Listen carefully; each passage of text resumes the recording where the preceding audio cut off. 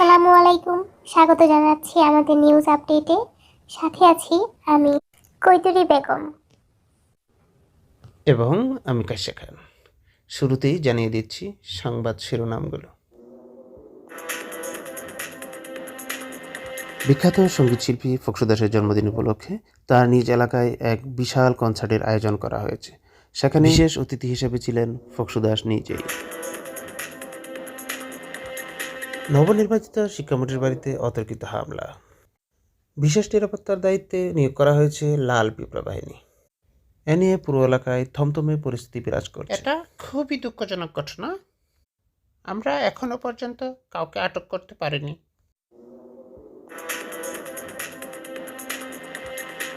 জনপ্রিয়তার তুঙ্গে তরুণ উদ্যোক্তা বল্টু শেয়াল।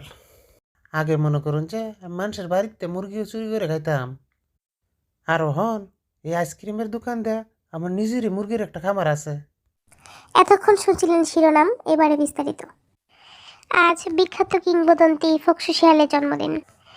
1992 সালের এই দিনে ভুলভুলাইয়া জঙ্গলের একটি দরিদ্র পরিবারে তার জন্ম। তার এই বিশেষ দিনটিকে কেন্দ্র করে তার নিজের জন্মস্থান ভুলভুলিয়া জঙ্গলের পাশে আয়োজন করা হয়েছে এক বিশাল কনসার্টের। কিন্তু সে গান শুরু করার পর সেখানে আর কোনো দর্শককে খুঁজে পাওয়া যায়নি। শুরুতেই আমাদের চ্যানেলের পক্ষ থেকে ফখরুল দাসকে জানাই আন্তরিক শুভেচ্ছা। ফখরুল দাসের জন্মদিন উপলক্ষে বিশাল কনসার্টের আয়োজন করা হলেও তার গান শুরু করার পর আর কোনো দর্শককে সেখানে খুঁজে পাওয়া যায়নি। চলুন তার গানটি শুনে আসি। আমি তো প্রেমে পড়িনি, প্রেম আমার উপর পড়েছে, আমাকে ভেঙে চুরে চুরে ভেঙে গুরু গুরু। আর এদিকে গতরাত আনুমানিক 2টার সময় নবনির্বাচিত শিক্ষামন্ত্রীর বাড়িতে অতর্কিত হামলা হয়েছে। তথ্যসূত্রে জানা গেছে ঘটনার সময় শিক্ষামন্ত্রী নিজ বাসভবনেই ছিলেন। ঘটনার সাথে সাথেই তিনি স্থানীয় পুলিশকে খবর দেন। এরপর থেকেই তাকে নিরাপত্তা দিতে বাড়িতে অতিরিক্ত পুলিশ মোতায়েন করা হয়েছে। বিশিষ্টজনেরা এই ঘটনার তীব্র নিন্দা জানিয়েছেন। এ বিষয়ে বিস্তারিত জানতে মুঠোফোনে পাওয়া যায়নি শিক্ষামন্ত্রী ডক্টর শৈলেন্দ্র পণ্ডিতকে।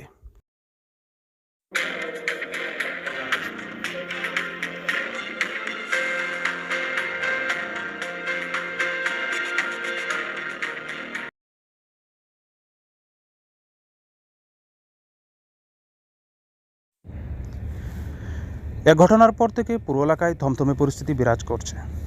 লাল পিঁপড়া বাহিনী পুরো এলাকাতে সার্বক্ষণিক টহল দিচ্ছেন। এ বিষয়ে লাল পিঁপড়া বাহিনীর অফিসার ইনচার্জ আমাদেরকে জানান, এটা খুবই দুঃখজনক ঘটনা। আমরা এখনো পর্যন্ত কাউকে আটক করতে পারিনি, তবে খুব শীঘ্রই আমরা দোষীদের চিহ্নিত করে আইনের আওতায় নিয়ে আসব। আর এর পিছনে গভীর কোনো ষড়যন্ত্র আছে কিনা সেটাও খতিয়ে দেখা হচ্ছে। আর সেজন্য সরকারের পক্ষ থেকে একটা তদন্ত কমিটি গঠন করা হয়েছে। এবারে ভিন্ন প্রসঙ্গ। আইসক্রিম বিক্রি করে এলাকায় তাক লাগিয়ে দিয়েছেন প্রেমে ছেঁকা খাওয়া ভাইরাল বল্টু শিয়াল।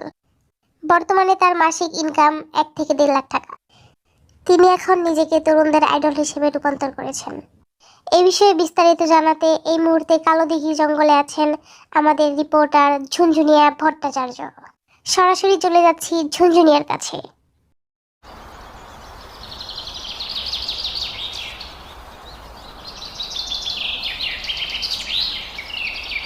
আমি এই মুহূর্তে দাঁড়িয়ে আছি বিখ্যাত আইসক্রিমওয়ালা বল্টু ভাইয়ের দোকানের সাথে। আপনারা নিশ্চয়ই বল্টু ভাইয়ের প্রেম কাহিনী সম্পর্কে অবগত আছেন। প্রেমে ব্যর্থ হয়ে ভেঙে পড়া থেকে আজকে লাখপতি হওয়ার গল্প শুনব তার মুখ থেকেই। আসলে স্যার, মনে করুন যে আমার জীবনের কাহিনী তো সবারই জানা, আর এই কাহিনী আমারে ভাইরাল করে দিছে। আমার আইসক্রিমের আলাদা কোনো বিশেষত্ব নাই, তবে আমি যা শিখলাম বইয়ে না থেকে জীবনে কোনো না কোনো কিছু একটা করার দরকার। আগে মনে করুন যে মানুষের বাড়িতে মুরগিও চুরি করে খাইতাম, আর হন এই আইসক্রিমের দোকান দেয়া আমার নিজেরই মুরগির একটা খামার আছে। Breaking news. তীব্র শীতে ঘরে খাবার না থাকায় অসহায় ঘাসফড়িং পিঁপড়ের বাড়িতে খাবারের জন্য গেলে পিঁপড়ে তাকে খাবার না দিয়ে ঘাড় ধরে বাড়ি থেকে বের করে দেয়। আর তাই মানহানির অভিযোগে থানায় সাধারণ ডায়েরি করেছে অসহায় ঘাসফড়িং। এই তীব্র শীতে আমাদের ক্যামেরাম্যান অসুস্থ থাকায় এই ভিডিওটি আপনাদের মাঝে তুলে ধরতে পারছি না বলে আমরা আন্তরিকভাবে দুঃখিত। পরবর্তী আপডেটে সেটি তুলে ধরার জন্য চেষ্টা করব।